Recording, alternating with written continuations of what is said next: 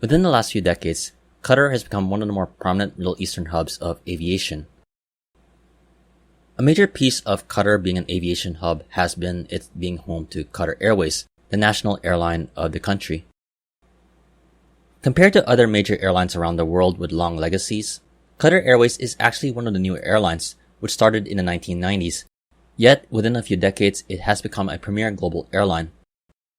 So, for this video, we'll take a look at the history of Qatar Airways and its rapid rise to prominence in the global aviation scene. Today, Qatar Airways is known for its global network, along with its in-flight products.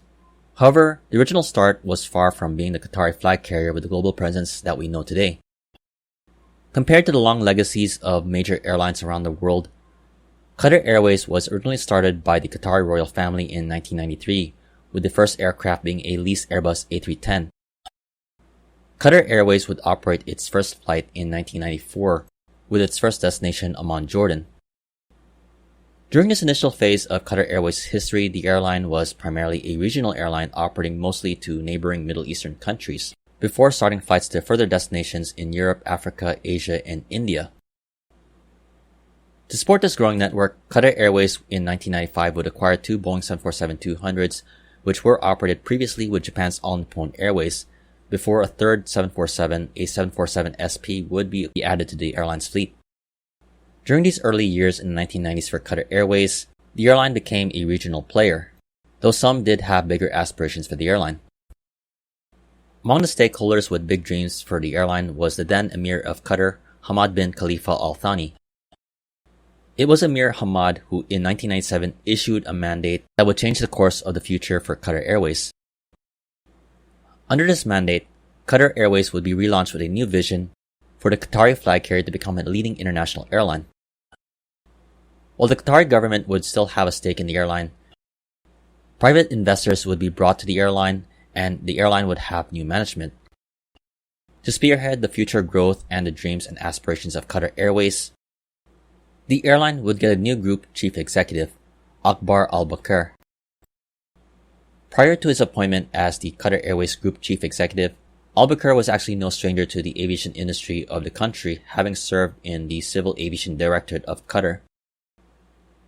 Fast forward to the future, we now know Al-Bakr as one of the more outspoken figures in the aviation industry, though many can't deny he has been one of the most important figures for the growth of Qatar Airways.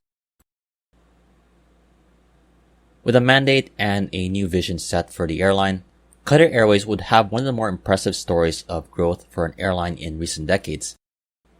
Going into the 2000s, Qatar Airways would take on two Airbus A300s, marking a start of a business relationship with the European aircraft manufacturer Airbus, and these aircraft were first used on flights between Doha and London Heathrow.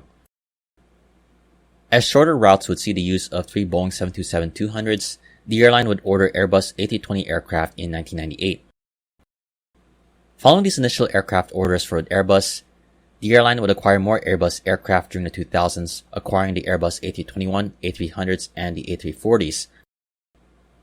And then the airline would go big in 2001 with an order for the Airbus A380, becoming the 9th airline in the world to place an order for the Super Jumbos. Then in 2007, Qatar Airways would make major orders for wide-body aircraft to support its growing international network, including the Airbus A350, the Boeing 787, and 777s. With longer range and more fuel efficiency, these aircraft would spearhead the growth of Qatar Airways' international network, allowing for non-stop long-haul flights to destinations around the world. This network by 2011 would span 100 destinations on several continents. With the ability to make connections via its hub in Doha, Qatar Airways had indeed become a major connecting airline. Along with starting to gain a reputation for its in-flight products, Qatar Airways would become one of the three big Middle Eastern airlines offering connections at their hubs, the other two being Emirates in Dubai and Etihad in Abu Dhabi, both in the United Arab Emirates. There was no doubt into the 2010s that Qatar Airways had indeed become a global airline. The dream of Qatar Airways being a global airline fulfilled, the 2010s saw Qatar Airways cementing its place as a leading global international airline. As it acquired the aircraft such as 787s, the 777s, and the Airbus A350s, Big moves were made by Qatar Airways in the 2010s. 2013 was a big year for the airline as the Qatari government bought out the remaining shares from private investors, making the airline 100% owned by the Qatari government. That same year, the airline would become the first Middle Eastern airline to join the major global airline alliance, oneworld. The following year, Qatar Airways would make a shift for its hub of operations at Doha. Up to the 2010s, Qatar Airways was operating out of its hub in Doha, the Doha International Airport. While Doha became an international hub thanks to Qatar Airways, the airport had become overutilized despite upgrade work over the years. This would lead to the opening of the new Doha Hamad International Airport in 2014, and that same year, Qatar Airways would make its shift of operations to Hamad International Airport, the new modern hub of Doha and Qatar. From Hamad International Airport, Qatar Airways would expand its network and also would be pushing the boundaries of long-haul travel. In 2017, Qatar Airways completed the longest regularly scheduled airline service in the world at the time, connecting Doha and Auckland, New Zealand. Qatar Airways would continue this momentum well into the 2020s, and today, despite the challenges such as the recent COVID-19 pandemic, Qatar Airways' network spans over 140 destinations across the world from its hub at Doha Hamad Airport. The airline operates a mixed fleet of 234 Boeing and Airbus aircraft, including the 777, the 787, along with Airbus A320 family aircraft, the A330s, and the A350s. Along with its mainline passenger aircraft fleet, the airline also does have a cargo division and also a dedicated fleet of executive aircraft. Going into the future, Qatar Airways does have some major aircraft in orders, including the 777X and the 737 MAX. Meanwhile, at present, the airline does have a strained relationship with Airbus. An order for Airbus A350s has been undergoing a legal battle with the European aircraft manufacturer over what Qatar Airways sees as paint degradation on the fuselage of its Airbus A350s.